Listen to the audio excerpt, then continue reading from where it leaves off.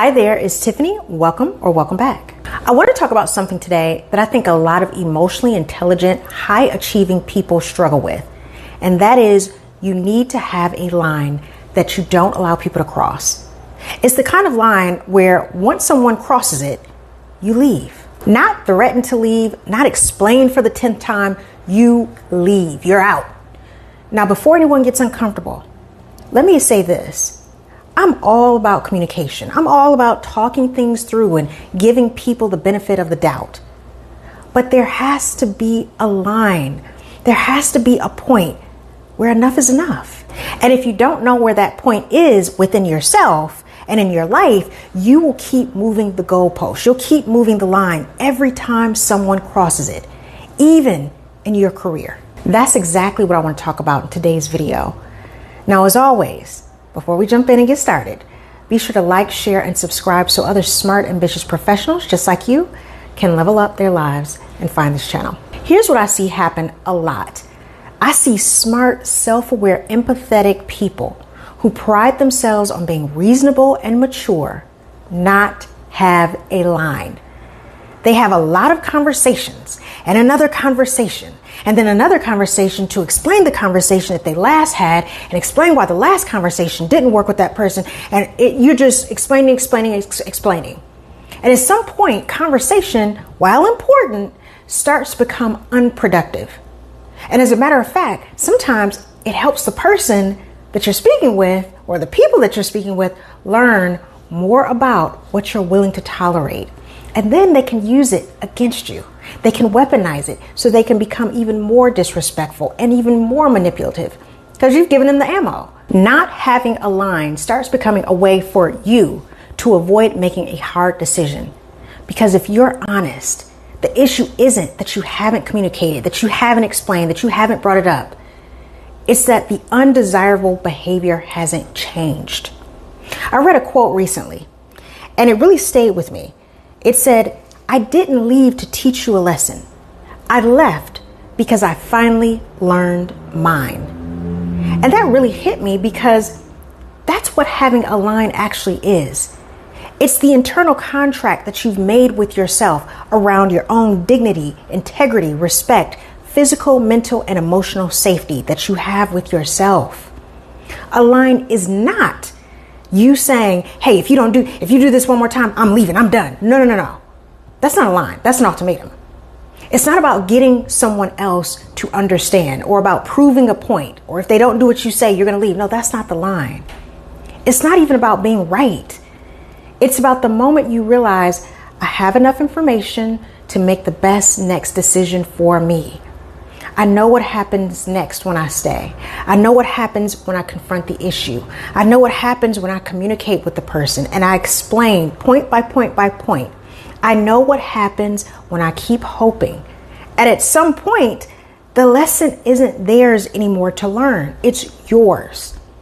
It's that you need to make a decision based on the information that you have, what you've heard, what you've observed. And you don't have to tell people or the other person what your plans are. You just need to make a mental decision because that's really what it is. It's a mental decision. It's a decision that is easy to make when you have internal clarity. When you don't have that clarity, you stay stuck in hope. Hope that things will improve. Hope that they'll finally understand. Hope that this time will be different. But hope is not a strategy. It's just you wasting more time. And this concept that I'm talking about shows up everywhere in relationships, families, friendships, and yes, very often in careers and workplaces.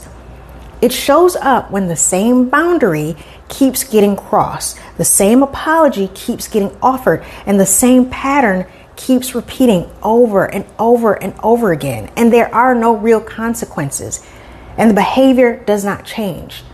And you keep explaining and the cycle just keeps going on because you don't want to seem dramatic or cold or too much. Heaven forbid you have standards.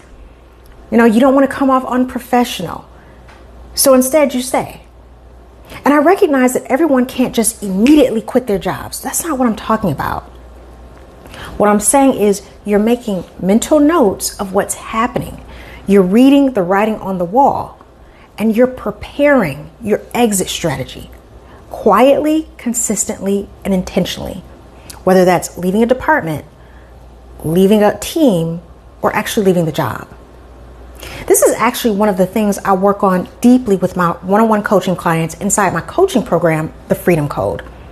When you have radical clarity on who you are and what you value and your identity, you stop over-functioning and stop over-explaining in relationships and environments that don't even meet you halfway. When I work with my clients in my coaching program, I help them identify their non-negotiables. We work to get them to understand how to trust their decisions. I work with them to help them understand how to negotiate for what they want and follow through without guilt or drama or shame. Now, if you're interested in learning more about that program, the link to my site, tjfambro.com, is in the description. Or if you already know, like Tiffany, I'm ready to work, then book a call. The link to book a call with me is also in that description, and we can talk. Here's something most people don't realize. Your nervous system needs a line, because without one, you stay in this constant state of internal instability and feeling like you're walking on eggshells and being just hyper vigilant. Should I say something? Should I wait? Am I overreacting? Am I being too sensitive? You're always questioning yourself. That internal back and forth, it's exhausting. Trust me, I know. A clear line brings relief, even if you've never had to act on it. So how do you know what your line is? It's usually not the first offense. It's rarely the big dramatic moment. It's the moment you realize you've already explained this, you've already asked for change, you're no longer confused, you're just tired. You have the information that you need. That is the information. And if you keep ignoring it, you're being compassionate, but you're abandoning yourself. And let me tell you, there is no feeling of greater betrayal than self-abandonment. It's great to communicate, but people don't change because you explain yourself better. They change because either they want to, or when the cost of not changing starts to disrupt their lives. Your line is where you stop negotiating your well-being for other people's comfort. So let me leave you with this. You don't need to become harsh or closed off or mean or inconsiderate. You just need to know your line. Because once you do, you stop begging for understanding.